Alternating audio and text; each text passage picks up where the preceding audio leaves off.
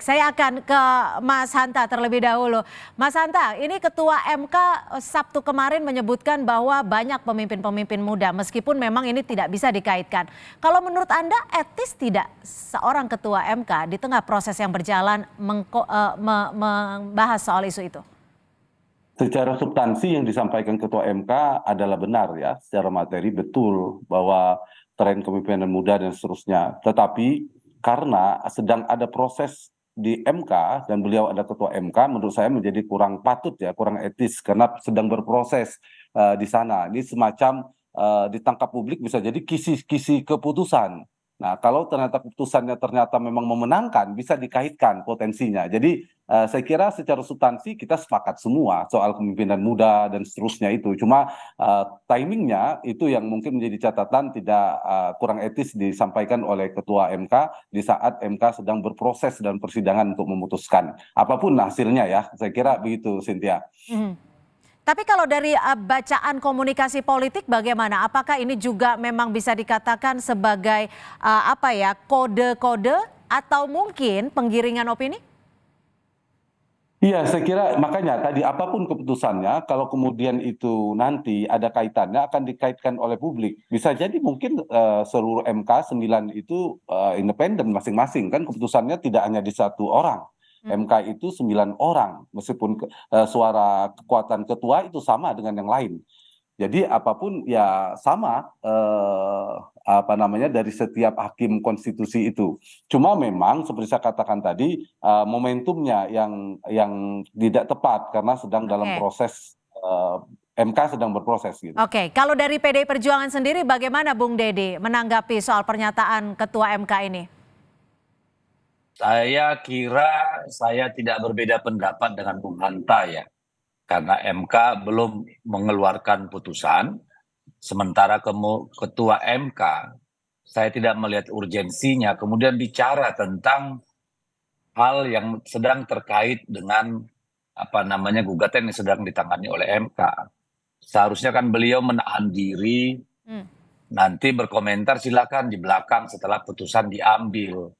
Karena walaupun belum tentu nanti ada kaitannya, tidak bisa dihindari dari sejak beliau bicara sampai nanti ada putusan, orang akan berspekulasi gitu.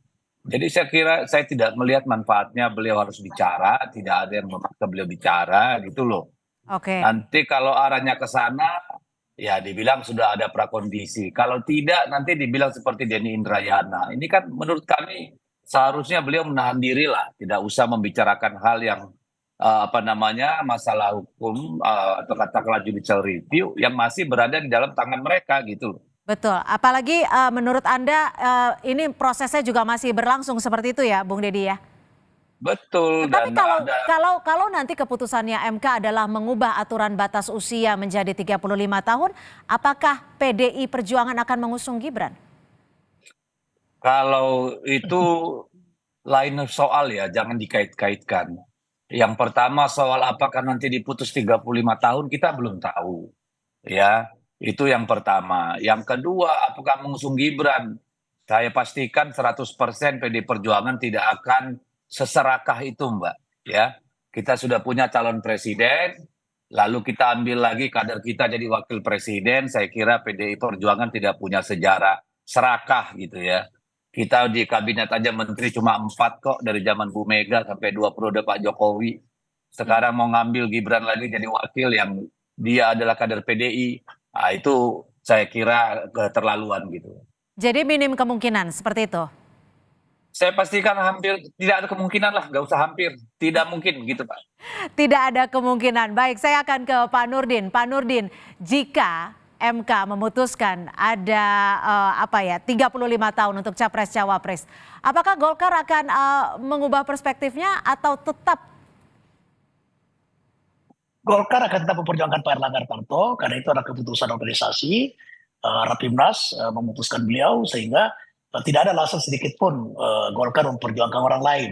Nah kemudian dari sisi substansi ya sebetulnya tidak ada salah pernyataan daripada Ketua MK, tetapi dari konteksnya dan momentumnya sangat tidak tepat. Ini bukan soal etis dan tidak etis, tapi momentumnya betul kata Bung Hanta itu sangat tidak tepat. Dan menurut saya MK harusnya menolak uji materi itu. Kenapa? Karena kalau kita mengikuti secara cermat dan saksama persidangan di MK Oke. itu, pemerintah dan DPR sebagai pembentuk undang-undang itu kan telah bersepakat, telah bersetuju untuk menurunkan batas umur. Nah, kalau pembentuk undang-undang bersetuju tidak perlu melalui MK, tidak perlu menggunakan tangan MK untuk memutuskan itu. Kembalikan ke DPR saja. Nanti DPR pemerintah memutuskan itu karena di sidang MK sewaktu menjadi saksi pemerintah maupun DPR sebagai pembentuk undang-undang itulah bersetuju untuk menurunkan daripada batas usia. Nah, kalau sudah menurunkan maka MK tolak saja itu uji materi, kembalikan ke DPR dan pemerintah untuk melaksanakan membuat undang-undang baru, merevisi undang-undang yang ada sekarang itu. Oke, Itu sederhana sekali gitu. tapi Itu dan normanya seperti itu. meskipun dalam politik kita tidak bisa berandai-andai, tapi kalaupun bukankah Pak Prabowo juga sempat melirik-lirik nama Gibran dan Erlangga Hartarto juga menyebut bahwa ini ada opsi terakhir meskipun opsi terakhir. Golkar tidak akan pernah memperjuangkan Gibran untuk menjadi cawapres dari Pak Prabowo.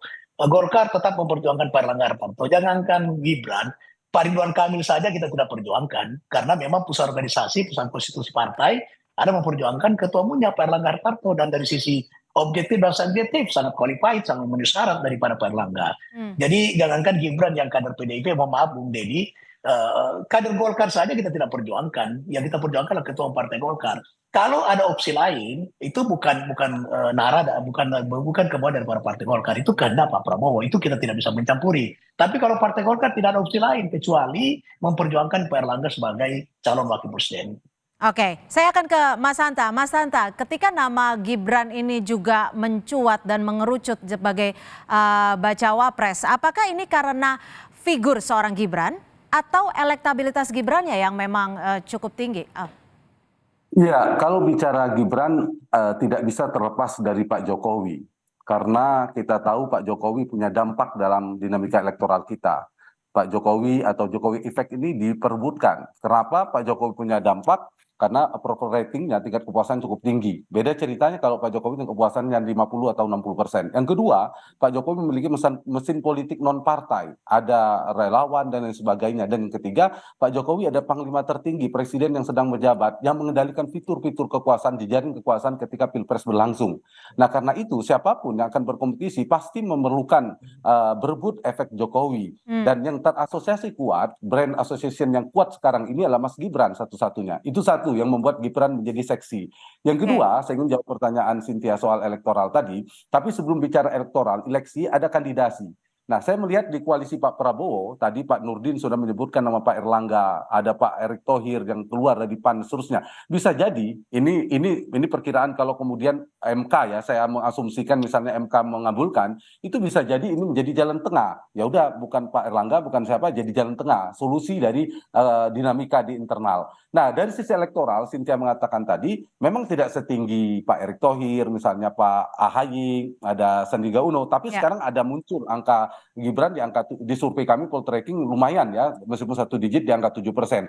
Dia punya potensi elektabilitas lumayan, sama dengan beberapa nama yang sudah muncul belakangan lebih awal. Yang kedua, dia punya basis kuat di Jawa Tengah, yang itu adalah basisnya Mas Ganjar. Nah, kalau Pak Prabowo menjadi kompetitor utama Mas Ganjar, menjadi penting untuk melirik Gibran. Yang ketiga terakhir, Mas Gibran ini punya basis di pemilih muda yang juga diperlukan untuk menambal atau melengkapi Pak Prabowo. Jadi yang paling butuh Gibran dari sisi ini adalah Pak Prabowo memang secara elektoral ya. Kalau dari sisi Mas Ganjar seperti Bang Deddy katakan tadi, saya kira agak sulit karena PD Perjuangan sudah mengambil posisi capres gitu, Cynthia. Jadi secara elektoral punya potensi, tidak bisa dipungkiri, kita mengatakan punya potensi meskipun punya komplikasi politik juga kalau maju.